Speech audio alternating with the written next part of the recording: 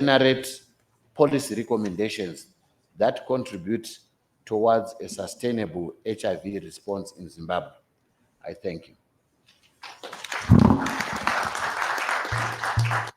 Fantastic that the minister was brief, succinct, and to the point.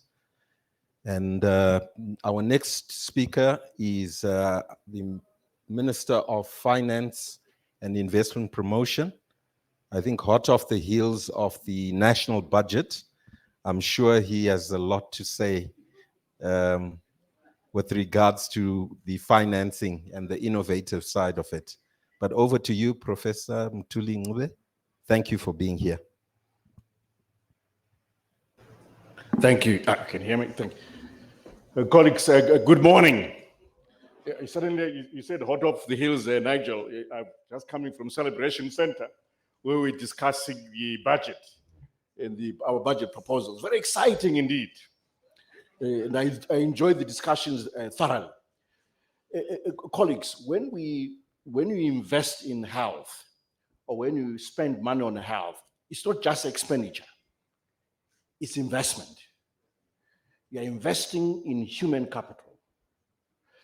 In my previous life, I did some very detailed work, research work on Uganda, not Zimbabwe, Uganda, where we analyzed the economic impact of shifting tax, first of all, expenditure towards health in that country. Maybe there's some Ugandans, you'll be able to listen to this.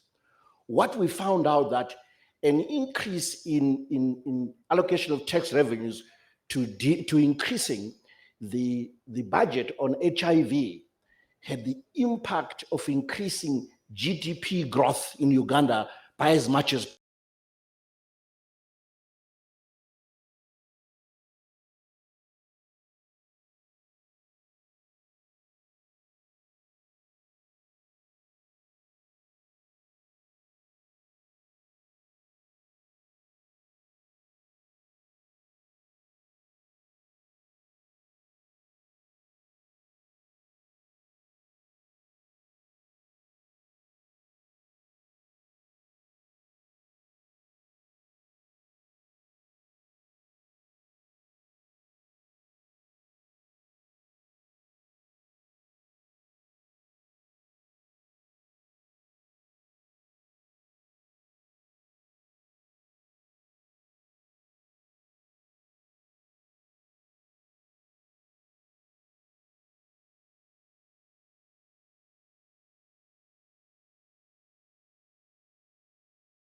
other ideas. In fact, we a few years ago, I did propose us launching what we call a health bond.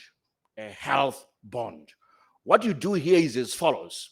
Once you have an income stream that you can ring fence, let's just take the 2% levy on sugar, for example. You know it's coming in every month, in fact, every quarter, as companies pay this tax and so forth. There's an income stream, is very clear. You can now go into the capital markets and borrow against this income stream.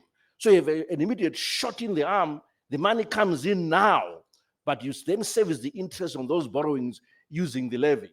Those are some of the innovations that we'll be exploring going forward, because I was asked to comment on financial innovation to support health and the HIV response agenda. So health bond space as we go forward next year, we may just do it so that we can give the health sector a shot in the arm. Colleagues about 14.3% of the budget being focused on the health sector. There's more. We have been borrowing as government to support infrastructure development. We currently have an arrangement with a company called NMS from the UK, where we're building 30 polyclinics across the country. And then we're also going to build 6 rural district hospitals of the highest quality. If you go into some of these, some of you have been to we are all from around the world, we have visited high quality facilities. These are really high quality facilities, but it's a polyclinic, it's not a large hospital, but it's of the highest quality. So we're making sure there's some infrastructure development that's also supporting the health sector response beyond just the normal budget. And we've borrowed from the private sector to do this. And again, we use some innovative ways to raise the funding.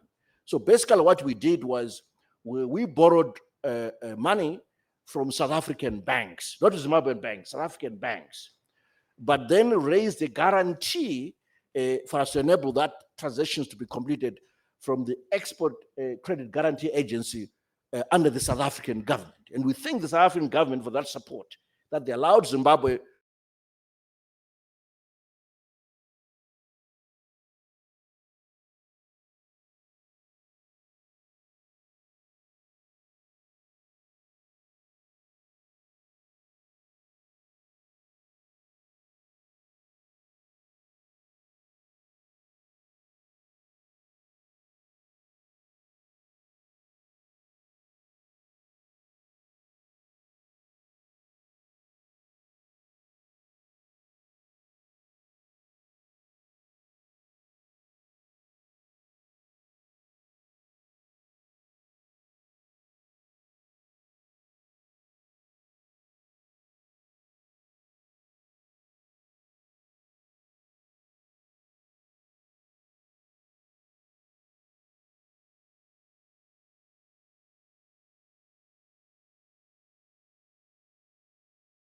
effective in Zimbabwe.